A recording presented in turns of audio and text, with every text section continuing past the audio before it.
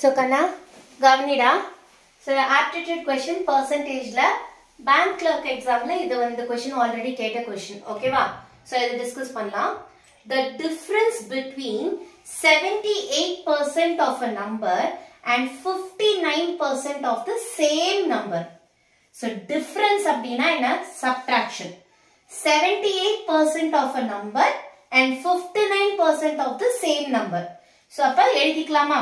அந்த நம்பர் என்னன்றது நமக்கு தெரியல, பட் இவ்ளோ percent அப்படின்றது மட்டும் கொடுத்திருக்காங்க. So let the number be x. ஓகேவா? நமக்கு நம்பர் என்னன்றது தெரியாது. So let the number be x. 78% of x minus difference அப்படினா subtraction 59% of x. ஓகேவா? இது ரெண்டும் என்ன எதுக்கு ஈக்குவல்னு சொல்லிருக்காங்க? 323. The difference is equal to 323. So அதையே எழுதிக்கலாம். சரியாடா? So இப்படி எழுதுறதுக்கு பதிலா இது இன்னும் சிம்பிளிஃபைடா எழுதணும். எப்படி எழுதலாம்? 78% minus 59% of x. காமனா எழுதிக்கலாம். x வந்து வெளியில பிராக்கெட்டுக்கு வெளியில outside the bracket எழுதிக்கலாம். Equals 323. கரெக்டா? அப்ப 78% minus 59% அது எவ்வளோ? சோ அந்த சப்ட்ராக்ஷன் நமக்கு தெரியணும். தெரிஞ்சவங்க டக்குன்னு பண்ணுங்க கண்ணா. இல்ல அப்படின்னா உங்களுக்கு தனியா மேனுவலா ரஃப் காலத்துல பண்ணி பண்ணுங்க. சரியாடா கண்ணா? சோ அப்ப இங்க 9 is 6 minus 5 1 19. இப்ப 19% of x equals என்னது? 323. புரியுதாடா? அப்ப 19 by 100. 19% எப்படி எழுதலாம்? 19 by 100% of x. அப்ப into x equals 323. அப்ப x வேணும்னா நீங்க என்ன பண்ணணும்? 323 into 100 by 19.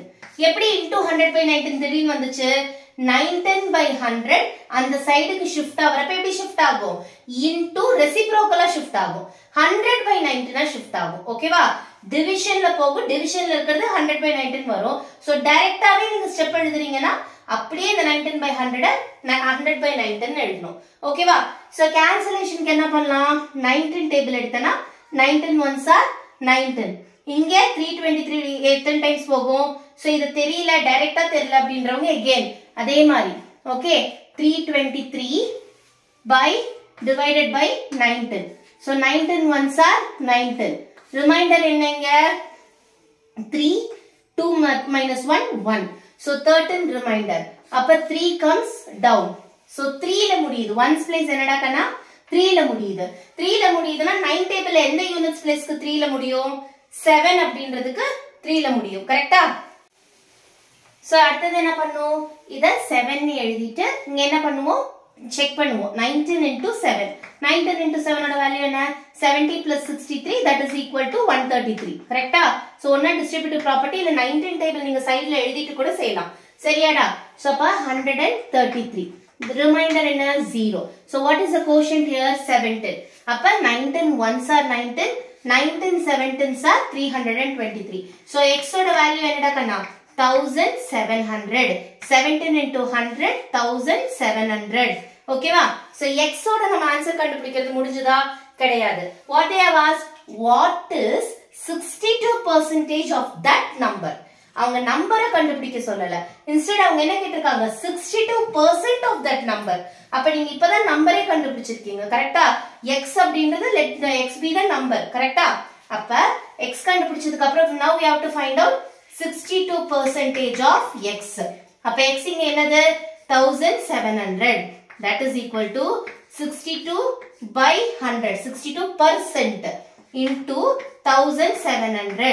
0 0 0 0 cancel ஆயிடும். So next என்னது? 62 into 17. So what is 62 into 17? Multiply பண்ணி பார்த்துக்கலாம்.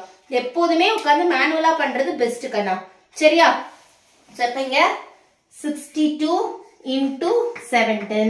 என்ன பண்ணலாம்? 7 2s are 14. 7 so remainder 1 42 அப்படினா 43. 1 2 is 2.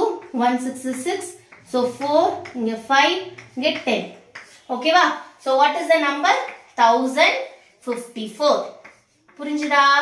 So this is the 62% of the number. இதுதான் நம்மளுடைய final answer. புரியுதாடா Kanna? So thank you டா.